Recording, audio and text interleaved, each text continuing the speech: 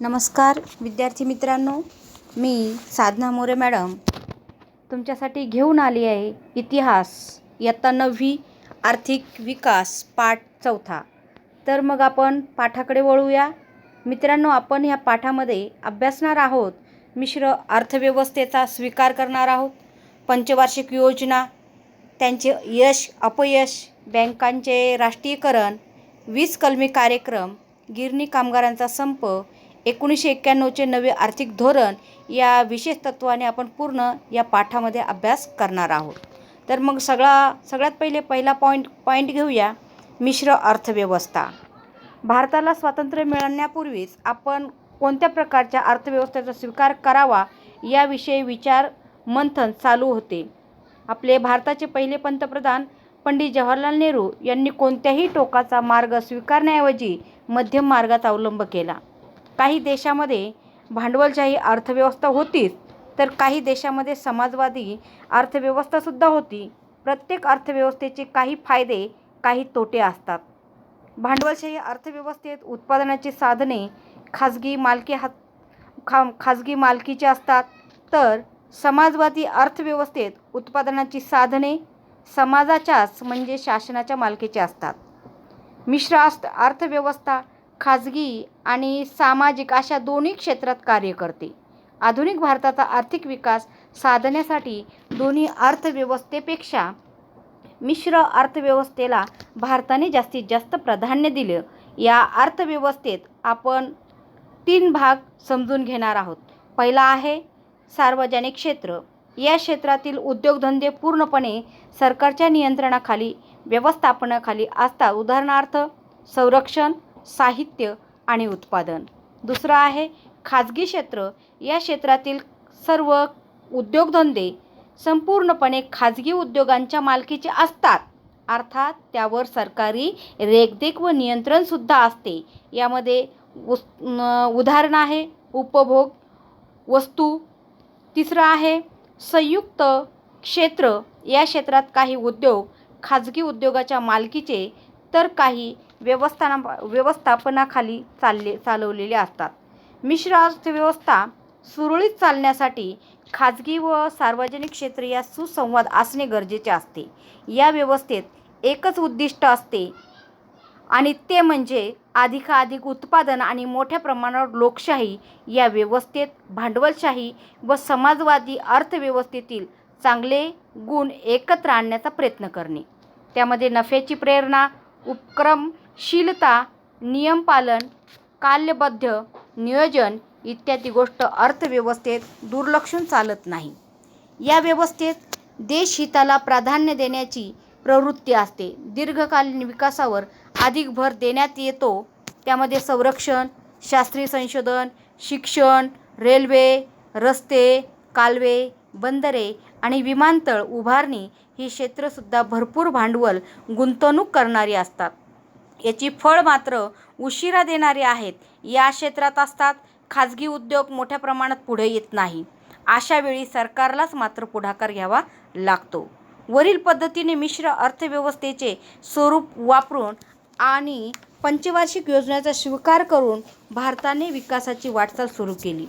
1973च्या औद्योगिक धोरणाने विकासाची गती वाढवली. या धोरणानुसार अवजड उद्योग, उद्योजक घराणे व परकीय उद्योग याचा प्रभाव आटोक्यात आणणे आणि प्रादेशिक विकासाचा समतोल साधणे या गोष्टींना जास्तीत जास्त उद्योग यावर विकासावर जास्तीत जास्त लक्ष देण्यात आले.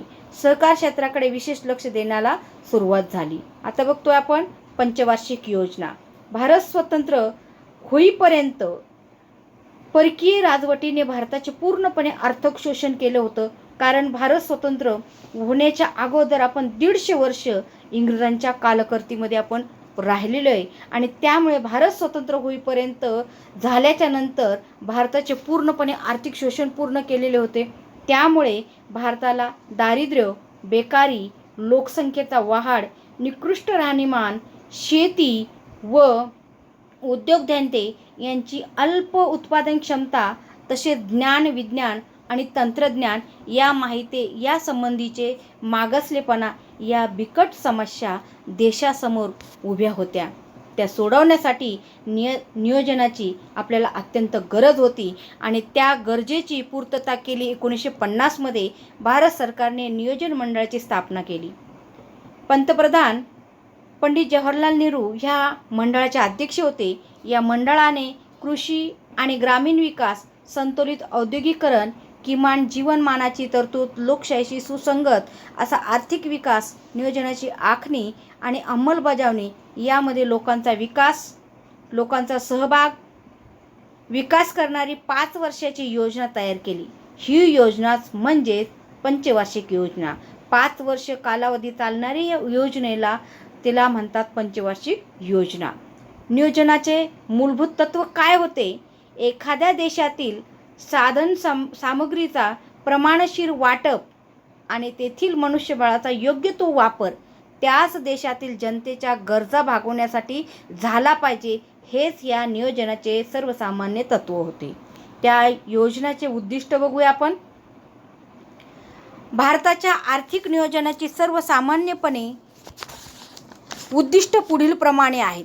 त्याच्यामध्ये राष्ट्रीय उत्पादनात वाढ करणे, मूलभूत उद्योगधंद्यावर भर देऊन झपाट्याने औद्योगिकरण करणे, अन्नधान्याच्या बाबतीत देश स्वावलंबी बनवण्याचा म्हणून कृषी उत्पादनात वाढ घडवून आणणे, वाढत्या प्रमाणावर रोजगार उपलब्ध करून देशातील मनुष्यबळाचा पुरेपूर उपयोग करून घेणे, प्राप्ती आणि संपत्ती यातील विषमता दूर करणे, वस्तूच्या किमती स्थिर ठेवून तसेच कुटुंब नियोजन करून वाढत्या लोकसंख्येला आळा घालवणे, दारिद्र्य निवारण करून राहणीमान उंचावणे, सामाजिक सेवेचा विकास करणे, आर्थिक क्षेत्र स्वावलंबी करणे इत्यादी योजना, या योजनाचे उद्दिष्ट येथे आपण बघितले आहे. आता बघतो आहे आपण पहिली पंचवार्षिक योजना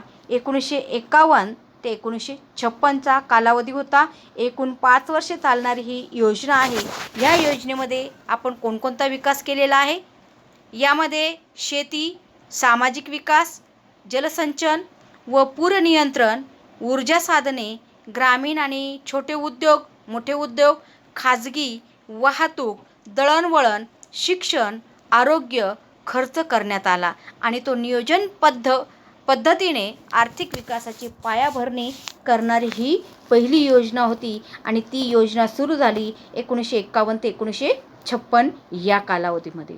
दुसरी योजना बघतो आहे पंचवार्षिक योजना 1956 ते 1961. ही सुद्धा 5 वर्षासाठी ही योजना होती. या योजनेमध्ये आपण जास्तीत जास्त औद्योगिकरणाकडे वळालो आणि त्यामुळे आपले महत्त्वाकांक्षी उद्दिष्ट साध्य करण्यासाठी आपण दुर्गापूर, भिलाई, राऊरकेला येथील पोलादचे कारखाने, सिंद्री येथील रासायनिक खताचा कारखाना, चित्तरंजन येथील रेल्वे इंजिनचा कारखाना, पेराबुराचा आगगाडीचा डब्यांचा कारखाना, विशाखापट्टणमचा जहाज बांधणीचा कारखाना आणि सार्वजनिक क्षेत्रात उभारण्यात आलेले शेतीला पाणी पुरवठा करण्यासाठी भाकरा नांगल, दामोदर यासारखी प्रचंड धरणे उभारण्यात आली आणि या योजनेमुळे राष्ट्रीय उत्पादनात असंख्य वाढ झाली.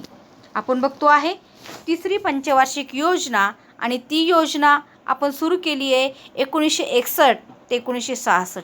या योजनेमध्ये आपण उद्योग आणि कृषी विकासाचे संतुलन साध्य करायचे होते म्हणून आपण ही तिसरी पंचवार्षिक योजना केली. दर साल राष्ट्रीय उत्पादनात वाढ घडवून आणणे, अवजड उद्योग, वाहतूक आणि खनिज उद्योग विकास साधणे, विषमतेचे निर्मूलन करणे आणि रोजगार संधीचा विस्तार करणे हा या पंचवार्षिक योजनेमध्ये प्रमुख हेतू होता. या तिसऱ्या पंचवार्षिक योजनेनंतर 3 एकवार्षीय योजना म्हणजे 1966 ते 1969 हाती घेण्यात आली, फक्त 1 वर्षासाठी. या काळात तीव्र दुष्काळाचा सामना करावा लागला. चीनने याच काळात आक्रमण केले. पाकिस्तानने सुद्धा युद्ध झाल्यामुळे या विकासाचा कामापेक्षा संरक्षणाकडे दुष्काळ निवारणाकडे सरकारला अधिक लक्ष द्यावे लागले आणि या गोष्टीमुळे भारताच्या अर्थव्यवस्थेला फार ताण पडला गेला. त्यामध्ये बघतो आहे चौथी पंचवार्षिक योजना 1969 ते 1974. या योजनेची उद्दिष्ट ठरवताना भारत पूर्णपणे स्वावलंबी बनवावा, मूलभूत उद्योगाचा सरकारने विकास करावा, आर्थिक विकासाचा वेग वाढवावा, समाजवादी समाजरचना निर्माण करण्याकडे लक्ष पुरवावे असे या योजनेमध्ये ठरवण्यात आले. या योजनेच्या काळात देशातील 14 प्रमुख बँकांचे राष्ट्रीयकरण करण्यात आले. ही योजना अपेक्षापेक्षाही यशस्वी झाली नाही. चौथ्या योजना काळात बांगलादेशाचे परत युद्धाचे परिणाम भारताला अर्थव्यवस्थेला सहन करावे लागले. निर्वासितावरील खर्च सहन करावा लागला. सरकारी नोकरांची पगारवाढ, रेल्वे कर्मचारी वेतनवाढ, आंतरराष्ट्रीय बाजाराला तसेच पेट्रोलचे वाढते भाव यामुळे भारतीय अर्थव्यवस्थेला धक्के सहन करावे लागले. आता बघतो आहे पाचवी पंचवार्षिक योजना 1974 ते 1979. यामध्ये सगळ्यात भारतातला मेन मुद्दा होता गरिबी दूर करणे. गरिबी दूर केल्याच्या नंतरच आर्थिकदृष्ट्या आपण स्वावलंबी बनवण्याचे प्रमुख उद्दिष्ट डोळ्यासमोर ठेवून ही योजना तयार करण्यात आली.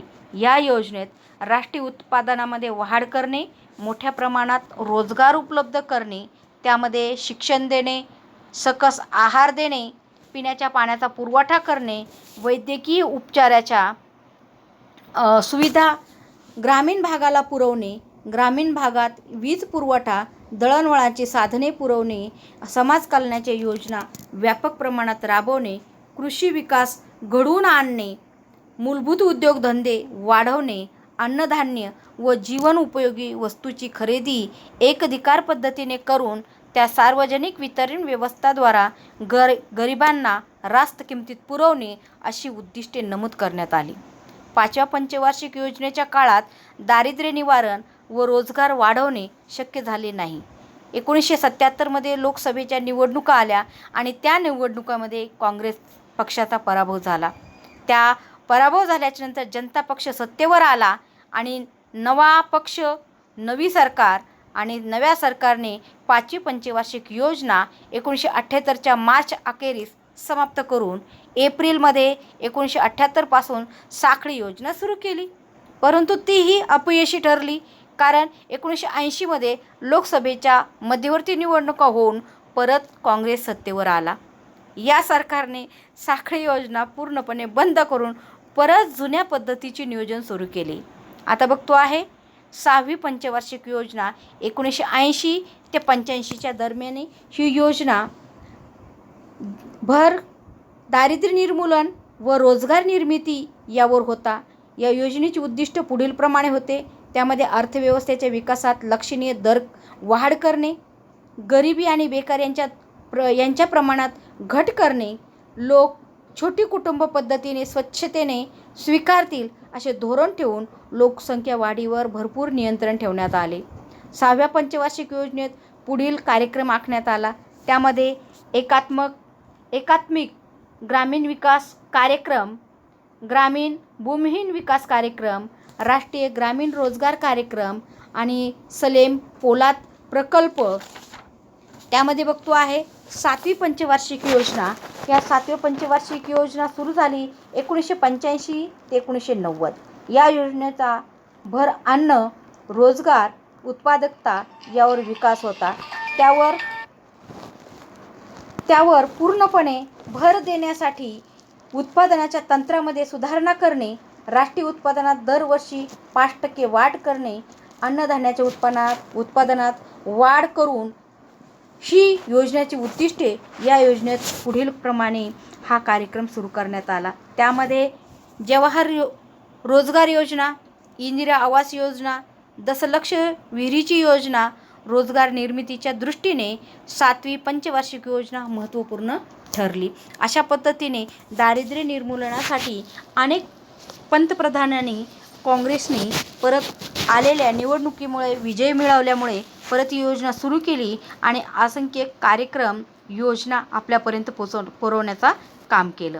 आता बघतोय आठवी पंचवार्षिक योजना 1992 ते 1997. या योजनेत खाजगी क्षेत्राला जास्तीत जास्त वाव देण्यात आला. या योजनेचे वैशिष्ट्य पुढीलप्रमाणे होते. राष्ट्रीय उत्पादन वाढीचा 6.5% इतका राखणे, लोकसंख्या वाढीला आळा घालणे, कुटुंब नियोजनाच्या कार्यक्रमांना उत्तेजन देणे, प्राथमिक शिक्षणाचा सार्वजनिक विस्तार करून निरक्षरतेचे उच्चाटन करणे. या योजनेत पुढील कार्यक्रम सुरू करण्यात आले.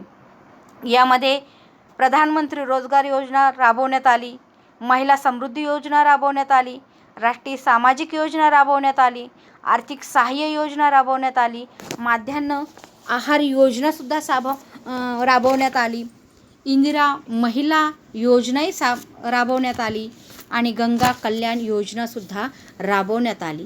8व्या पंचवार्षिक योजनेत खाजगी क्षेत्राचे महत्त्व वाढले आणि 1991मध्ये स्वीकारलेल्या उदार आणि मुक्त धोरणाचे प्रतिबिंब या योजनेमध्ये आपल्याला दिसून येते.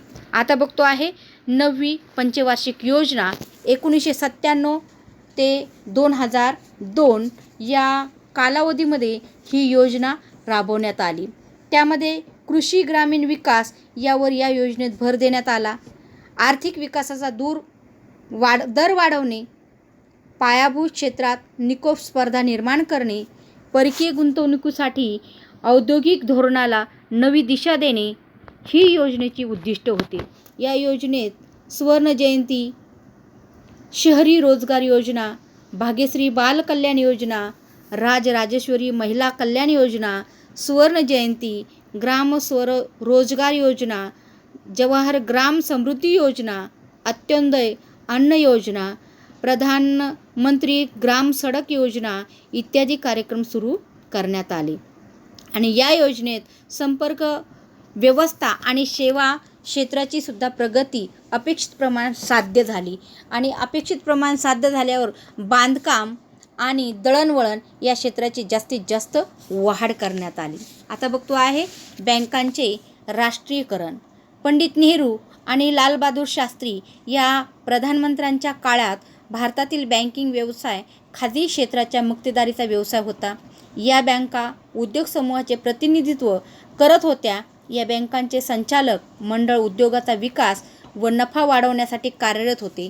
याला छेद देण्यासाठी सरकारने 1955मध्ये इम्पिरियल बँकचे राष्ट्रीयकरण केले आणि तिचेच रूपांतर भारतीय स्टेट बँकेत झाले. या बँकेने अल्पावधीत आपल्या शाखा देशभर उघडून शासकीय विकासाला महत्त्वाची भूमिका बजावण्यास सुरुवात केली. राष्ट्रीयकरणाची पार्श्वभूमी बघतोय आपण. भारताने स्वातंत्र्योत्तर कालखंडामध्ये मिश्र अर्थव्यवस्था स्वीकारली होती. योजना राबवताना तूट निर्माण झाल्यास ती योजना भरून काढण्यासाठी बँकांचे राष्ट्रीयकरण होणे गरजेचे होते. राष्ट्रीयकरण झाल्यावर या बँकांना मिळणारा नफा सरकारी खजान्यात जमा होणारा होता. याच्या जोडीला लघु आणि मध्यम उद्योगाचे विकास धोरण राबवणे आवश्यक होते. लालबहादूर शास्त्रींनी अन्न टंचाई आणि दुष्काळावर मात करण्यासाठी हरित क्रांतीचा प्रयोग हाती घेतला. प्रधानमंत्री इंदिरा गांधी यांच्या काळात काँग्रेस पक्षातील समाजवादी विचाराने प्रेरित झालेल्या Congress forum for socialist action या गटाने व्यापारी बँकांचे राष्ट्रीयकरण करावे लागले अशी मागणी कम्युनिस्ट पक्षांची असल्यामुळे या पक्षाचा निर्णयाला पाठिंबा देण्यात आला. आणि आता बघतोय आपण थोडंसं माहिती आहे. प्रधानमंत्री इंदिरा गांधी यांनी 19 जुलै 1969 रोजी 14 बँकांचे राष्ट्रीयकरण केले. त्यात होत्या Allahabad bank of Baroda, bank of India, bank of Maharashtra, Canara bank, central bank, bank of Maharashtra, Canara bank, central bank of India, Dena bank, Indian bank, Indian overseas bank, Punjab national bank, syndicated bank, United bank of India, United commercial bank of UCO bank, union bank of India या 14 बँकांचा समावेश होता. आणि 1980मध्ये आणखी 6 बँकांचे राष्ट्रीयकरण करण्यात आले. आता बघतोय आपण 20 कलमी कार्यक्रम.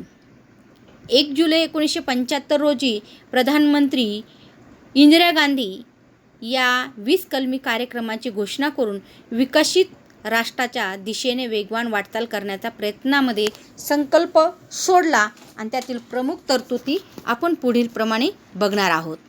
शेती आणि शहरी भागातील कमाल जमीन धारणा, संपत्तीची समान वाटणी, शेतमजुरांना किमान वेतन, जलसंधारण योजनेत वाढ करणे, कामगारांचा उद्योग क्षेत्रात सहभाग, राष्ट्रीय प्रशिक्षण योजना आणि वेठबिगार मुक्ती करणे. त्याच्यानंतर कर चुकवेगिरीपणा, आर्थिक गुन्हे आणि तस्करी रोखणे, जीवनावश्यक वस्तूचे दर नियंत्रण करणे, रेशनिंग व्यवस्थेत सुधारणा करणे, हातमाग क्षेत्र विकासाद्वारे उत्तम वस्त्रोद्योग निर्मिती, दुर्बल घटकाची कर्जमुक्ती, घरबांधणी, दळणवळण सुविधा, शाळांसाठी शैक्षणिक साहित्य उपलब्ध करून देणे इत्यादी ह्या 20 कलमी कार्यक्रमामध्ये पूर्णपणे ही योजना आखण्यात आली. आता बघतो आहे कामगार समस्या. 11 जुलै 1851 रोजी मुंबईत पहिली कापड गिरणी कावसजी दावर यांनी सुरू केली. पुढे दादर, परळ, भायखळा, सिवडी, प्रभादेवी, वरळी येथे कापड गिरण्या सुरू झाल्या. या भागाला गिरणगाव म्हणून ओळखले जाऊ लागले आणि 80च्या दशकात कामगारामध्ये परत असंतोष निर्माण झाला आणि याचे कारण होते आर्थिक परिस्थिती कारणीभूत होती आणि आर्थिक परिस्थिती कारणीभूत असल्यामुळे काही उद्योगधंद्यामध्ये काही कामगारांचे पगार वाढलेले होते, काहींना बोनसची रकमेची जास्त मिळत होते आणि गिरणी कामगारापेक्षा त्या जास्तीची सुविधा मिळत होत्या आणि त्याचमुळे ह्या कामगारामध्ये जास्तीत जास्त असंतोष पसरला गेला. 1981च्या दिवाळीत कामगारांना 20% बोनसची अपेक्षा होती, परंतु कामगाराचे प्रतिनिधित्व करणाऱ्या राष्ट्रीय मिल मजदूर संघाने मालक वर्गाशी वाटाघाटी करून कामगार वर्गाला विश्वासात न घेता त्यांनी 8 ते 17% तडजोड केली आणि बोनसमधील कपात ही असंतोषाची ठिणगी त्यात पडली आणि त्यामुळे कामगारामधला ही समस्या जास्तीत जास्त तग धरू लागली आणि त्यामुळे यांचे पूर्णपणे कामगारांचा नेतृत्व करणारे डॉक्टर दत्ता सामंत यांच्याकडे गेले. त्यांनी डॉक्टरांना नेतृत्व करण्यास स्वीकारण्याची विनंती केली. 65 गिरण्यांमधील कामगार एकत्र आले आणि दत्ता सामंत संपाचे नेतृत्व करू लागले. त्यामुळे 18 जानेवारी 1982 रोजी मुंबईत 2.5 लाख कामगार संपावर गेले. गिरणगावची धडधड थांबली, जणू मुंबईचे हृदयच बंद पडले आणि ह्या हृदय बंद पडल्यामुळे त्यामुळे पूर्णपणे ह्या हाती घेतलेला जो समस्या होत्या त्या समस्या आणखीनच पेटल्या गेल्या आणि त्यामध्ये मुख्यमंत्री रा अंतुले यांनी ही समस्या सोडवण्यासाठी त्रिपक्षीय समिती नेमली. पुढे बाबासाहेब भोसले मुख्यमंत्री झाले. कायद्यानुसार सरकार राष्ट्रीय मिल मजदूर संघाशीच बोलणे करेल अशी भूमिका त्यांनी घेतली. दत्ता सामंत यांनी हा कायदा रद्द करण्याची मागणी केली. संपाच्या सुरुवातीच्या काळात कामगारांना गावाकडून मदत सुरू झाली. सुरुवातीला एकमेकांना मदत करणे कामगारांना फारसे अवघड गेले नाही, परंतु विभागीय समित्या स्थापन करून त्यांना अन्नधान्य मदतनीशीची वाटप केले. डाव्या पक्षाने संपाला पाठिंबा दिला. संप रेंगाळायला लागताच कामगारांमध्ये परत फूट पडण्याला सुरुवात झाली. ह्या संपाला 6 महिने पूर्ण झाले. केंद्र सरकारने संपाकडे पूर्णपणे दुर्लक्ष केले आणि त्यामुळे कामगारांनी जेल भरो आंदोलन सुरू केले. सप्टेंबर 1982 मध्ये महाराष्ट्र विधानसभेवर 1.5 लाख कामगारांचा मोर्चा गेला. त्याचा उपयोग झाला नाही. संपाला 1 वर्ष पूर्ण झाले. एवढा प्रदीर्घ काळ चाललेला हा पहिला संप होता. या कालावधीत सुमारे 1.5 लाख कामगार बेकार झाले. कापडापेक्षा पॉलिस्टरला जास्तीत जास्त महत्त्व आले आणि या महत्त्वामुळे मुळातच गिरणीतील कपड्याच्या खपावर परिणाम झाला आणि त्यातून मुंबई कापड गिरण्या सुरत आणि गुजरातमध्ये गेल्या.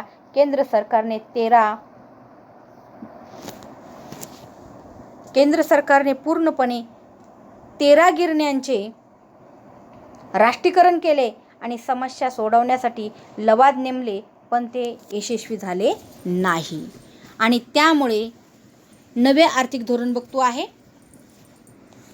आधुनिक भारताच्या इतिहासात 1991 हे साल फारच महत्त्वाचे मानले गेले. 10व्या लोकसभा निवडणुकीनंतर केंद्रात पी.व्ही. नरसिंहराव पंतप्रधान झाले. त्यांनी अर्थमंत्री डॉक्टर मनमोहन सिंग यांच्या सहकार्याने भारताची अर्थव्यवस्था जागतिक अर्थव्यवस्थेशी जोडण्यासाठी नवे आर्थिक धोरण स्वीकारले. यासाठी भारतीय अर्थव्यवस्थेत मूलभूत स्वरूपाचे बदल घडवण्यात सुद्धा आले. भारतीय अर्थव्यवस्थेला जागतिक प्रवाहात आणण्यासाठी या काळात भारताची आर्थिक अवस्था बिकट झाली होती. पी.व्ही. नरसिंहराव यांच्या अगोदर चंद्रशेखर यांचे सरकार होते. या सरकारच्या काळात चलनवाढीचा दर 17% होता. आर्थिक वृद्धी 1.1% घटला होता. आयातीसाठी आठवडाभर पुरेल एवढेच परकीय चलन फक्त भारताकडे उरले होते. परकीय कर्जाची परतफेड करणे आणि त्यावरील व्याज देणे कठीण झाले होते आणि 1 मे 1991 मध्ये चंद्रशेखर यांच्या काळात सरकारने काही सोने विकून तर काही सोने गहाण टाकून परिस्थिती आटोक्यात आणण्याचा प्रयत्न केला. चंद्रशेखर यांच्या अगोदरच विश्वनाथ प्रताप सिंग यांच्या सरकारने सगळ्या शेतकऱ्यांना सरसकट कर्जमाफी देऊन 10,000 कोटी रुपयापेक्षा जास्त बोजा अर्थव्यवस्थेत टाकला होता. केंद्र व राज्य सरकारचे एकत्रित अंतर्गत कर्जाचे स्थूल राष्ट्राशी उत्पादनाचे असलेले सुमारे 55% एवढे झाले आणि 1981 मध्ये परकीय कर्ज $2,350 कोटी एवढे झाले. ते 1990 ते 91 पर्यंत $8,380 कोटी पर्यंत वाढले. यावेळेस भारताचा परकीय चलनासाठी फक्त $100 कोटी होता आणि याला त्याच वेळी इराकने कुवेतवर आक्रमण केले आणि तेलाच्या वाढलेल्या किमतीची पार्श्वभूमी होती. भारताला परकीय कर्ज उभारणे अवघड झाले. अनिवासी भारतीयांना आपल्या परकीय चलनातील ठेवीसुद्धा काढून घ्यायला सुरुवात झाली. त्यावर उपाययोजना बघतोय आपण. या परिस्थितीतून मार्ग काढण्यासाठी पी.व्ही. नरसिंहराव यांनी डॉक्टर मनमोहन सिंग यांना अर्थमंत्री नेमले आणि डॉक्टर मनमोहन सिंग यांनी दोषदुरुस्ती उपाययोजना करेक्टिव्ह मेजर्स केल्या. परिस्थिती बदलण्यास सुरुवात झाली. त्यांना परकीय गुंतवणुकीवरचे निर्बंध उठवले. उद्योग क्षेत्रातील परवाना पद्धती 18 उद्योगापुरती मर्यादित केली. सार्वजनिक उद्योगामधील वाढता तोटा कार्यक्षमता लक्षात घेऊन सार्वजनिक क्षेत्र खाजगी उद्योगांकरता खुली केली. शेअर बाजारावर नियंत्रण आणण्यासाठी 1992 मध्ये सेबीसी securities and exchange board of India स्थापन केली. नॅशनल स्टॉक एक्सचेंजचे संगणकीकरण करण्यात आले आणि मंदीचे सावट थोड्या प्रमाणात दूर झाले. डॉक्टर मनमोहन सिंग यांच्या पहिल्या अर्थमंत्रीपदाच्या कारकिर्दीत भारतातील परकीय गुंतवणूक वाढली. भारताने बँक ऑफ इंग्लंडमध्ये गहाण ठेवलेले सोने परत भारतात आणले. देशातील भांडवलदार वर्ग मध्यम वर्गाचा पाठिंबा सरकारला मिळाला. सरकारने दूरसंचार केंद्रात सुद्धा आपले क्षेत्र वाढवले आणि मोबाईल सेवा देशभर सुरू झाली. डॉक्टर मनमोहन सिंग यांनी जागतिक पातळीवर